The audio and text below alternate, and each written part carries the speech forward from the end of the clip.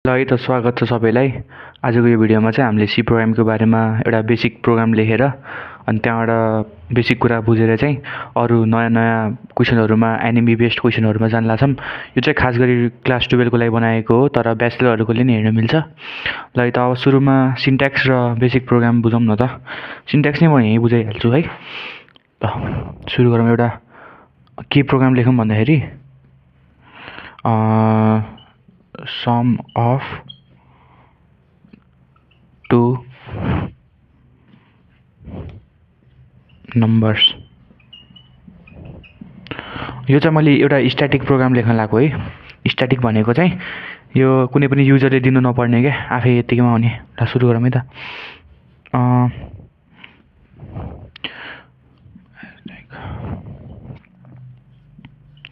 DESTIO.h यो चाहिँ header हो क्या। यो चाहिँ लेख्नै पर्छ प्रोग्राममा, चाहिँ यो छुटाउनै भएन है। अनि यो एस्ट्रिक दिएर अनि ह्यासट्याग दिएर चाहिँ यिनीहरू यो इन्क्लुड stdio.h भनेको चाहिँ स्ट्यान्डर्ड इनपुट आउटपुट भन्ने कुरा बुझिन्छ क्या। यो चाहिँ तलको प्रोग्रामको लागि भनेर यस्तो दिएको हुन्छ क्या। रिट्राइभ गर्नेवाला हो नि त यिनीहरू कतैबाट। अब मेन इन्ट मेन भनेको चाहिँ यहाँ अब इन्ट मेन यो चाहिँ मेन कुरा हो भनेर यहाँनिर चाहिँ हामीले मेन प्रोग्राम लेख्छौँ भनेर भनेको के। यो सिम्पल प्रोग्राम है, यसमा केही फङ्सनहरू युज भएको छैन, जस्तो युजर डिफाइन्ड फङ्सनहरू युज भएको छैन क्या।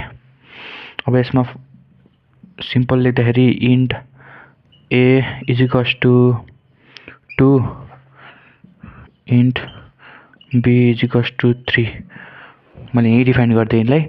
अब यसको पहिला सुरुमा प्रोग्राम लेखौँ, त्यसपछि यसको बारेमा कुरा गरौँ यिनीहरू के हुन् भनेर। अनि त्यसपछि int sum equals to a plus b अनि प्रिन्ट एफ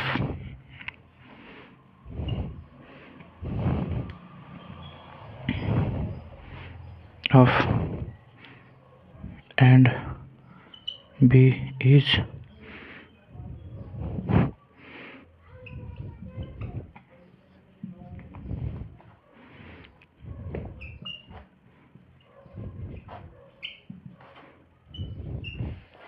ल है त। यो हामीले सिम्पल प्रोग्राम लेख्यौँ, एउटा सम प्रिन्ट गर्नेको सिम्पल प्रोग्राम लेख्यौँ होइन। अब यसमा चाहिँ के हो भन्दाखेरि यो भनेको डेटा टाइप्स हो। डेटा टाइप डिक्लेयर गर्ने हो क्या।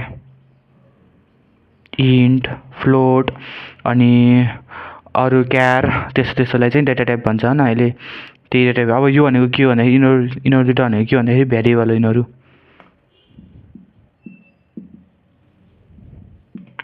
यो यिनी दुइटा चाहिँ भेरिएबल हो, दुइटा होइन, लाइक सेपरेट भेरिएबल। अनि यो नि भेरिएबल भइगयो। अनि यो चाहिँ यसलाई पहिल्यैदेखि डिक्लेयर गरेको थियो, त्यो यसलाई इन्ट नलेखाएको एकचोटि डिक्लेयर गरिसकेपछि। अनि यही सिम्पल हो यो ए प्लस बी भनेर गऱ्यौँ हामीले।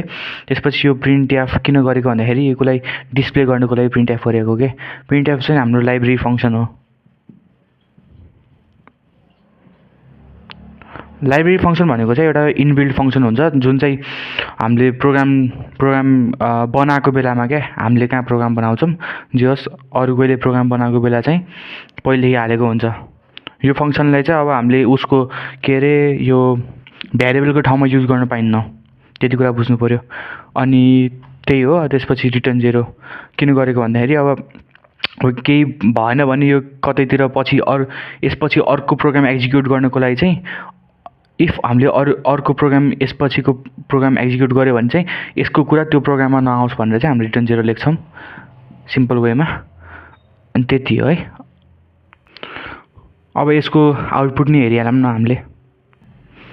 ल है त। अब यो प्रोग्रामको आउटपुट कस्तो हुन्छ भन्दाखेरि यहाँ के भनेको छ, के डिस्प्ले गर्छ भन्दाखेरि यिनीहरू त डिस्प्ले गर्दैन, किनकि यिनीहरू हामीले डिस्प्ले गर्न भनेको छैन। त्यसैले अब प्रिन्ट एफबाट डिस्प्ले गर्छ क्या। प्रिन्ट एफबाट डिस्प्ले गर्छ भनेपछि यो यिनीहरू त डिस्प्ले गर्दैन, यहाँभित्रको कुरा डिस्प्ले गर्छ। Sum of a and be,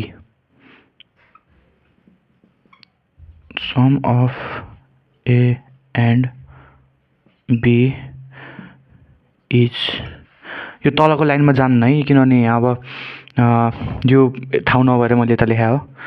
अनि इज भनेर अनि यहाँ के प्रिन्ट गर्छ भन्दाखेरि सम प्रिन्ट गर्छ। सम भनेको कति हुन्छ ए प्लस बी भनेको कति हुन्छ 2 + 3 कति भयो 5 यति मात्रै प्रिन्ट गर्छ आउटपुटमा चाहिँ।